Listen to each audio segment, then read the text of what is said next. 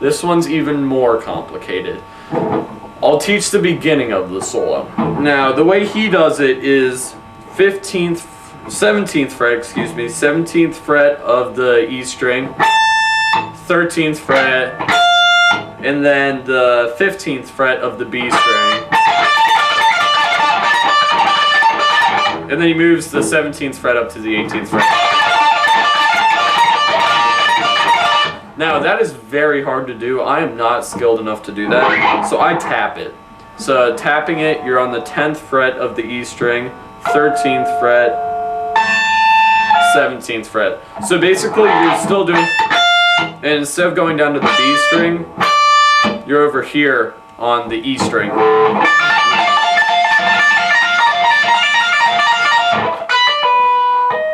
Now here it takes some stretching. So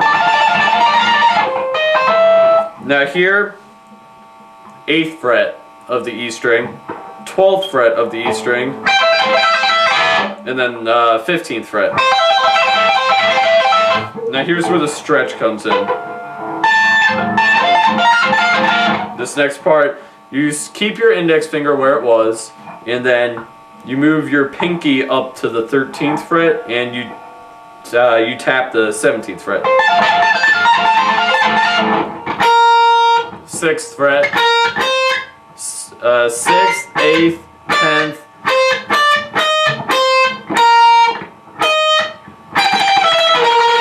So 6th, 8th, 10th, 11th, 10th, down to 6th. And then fast picking 15, 12, 11 on the B string.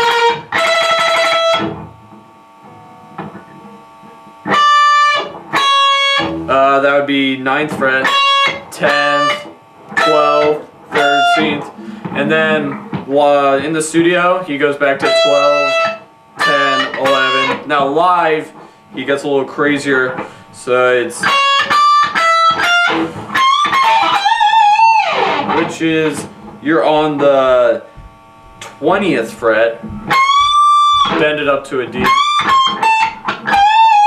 Then you go back to the 20th fret on the string above it.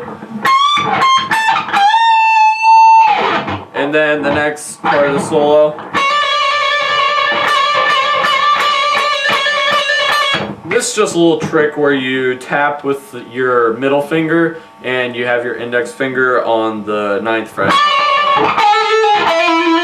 So you just run up the strings on that 9th, 10th progression. And then you move over to the 11th and 12th fret when you get to the D string.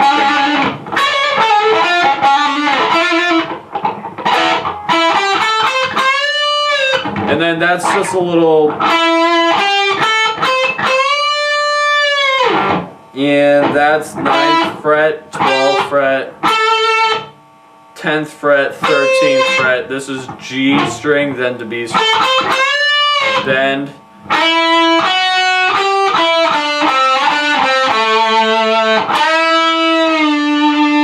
And then that's just in a little A pentatonic little thing.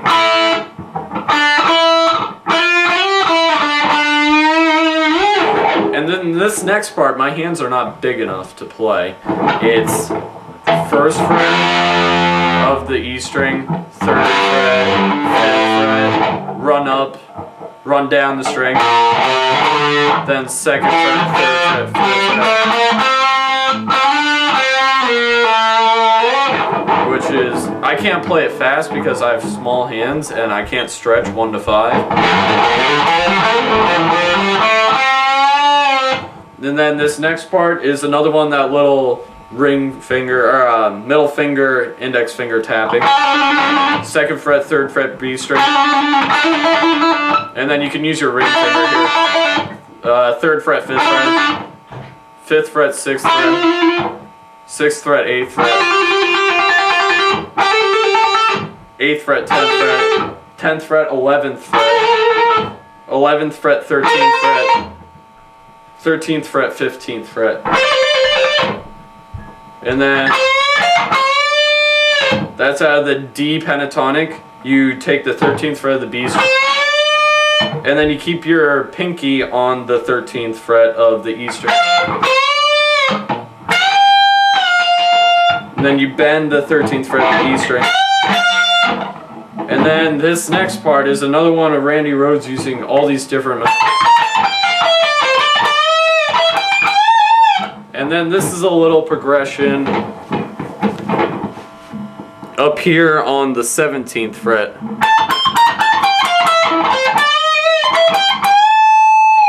Which is 17th fret, 20th fret, 18th fret, and then that's just, you can improvise that a little bit and play however you want. And then here's one of his little chromatic runs. He loved to do chromatic runs. Just on the E string. And that's pretty much the solo. It fades out after that. He does a little stuff live that he changes around some. That's basically Mr. Crowley. Remember, a dry tone, more treble than bass, much more treble than bass. Another thing you can do is turn your knob for your bass down. Your treble and bass are next to each other if you have a Les Paul. And this is how he did a kill switch effect. And then you just take your pickup switch and use it extra fast. Give that bucket head kill switch sound. He used it in Crazy Train Live and that kind of thing. So you can play around with that. You can play around the solos even a little bit. Just in the key of D minor. Remember, you use a lot of different modes. First solo and second solo, all of the tabs up. All of the tabs up for the entire song. It's a very complicated song. It might take a while to learn. I know I've put hours and hours and hours into Mr. Crowley and all of Randy Rhoads' work. Once you get it down, it's one of the most fun songs to play. You can get a lot of fun.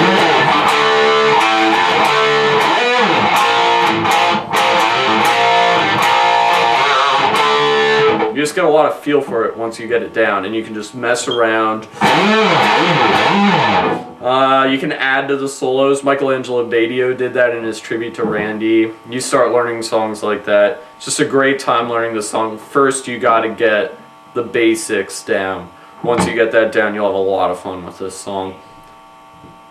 Any of Randy Rhoads' work, go explore it. His palm muting and all the different modes he used, it's great. I'll try to have a Crazy Train lesson up. I know Zombie Fresno, California, I don't know if I said that right, has a great lesson on Crazy Train that you should look into. They go through the entire song. It's great. And that's pretty much Mr. Crowley on guitar. If you have any questions, please comment. If you have any suggestions, please comment.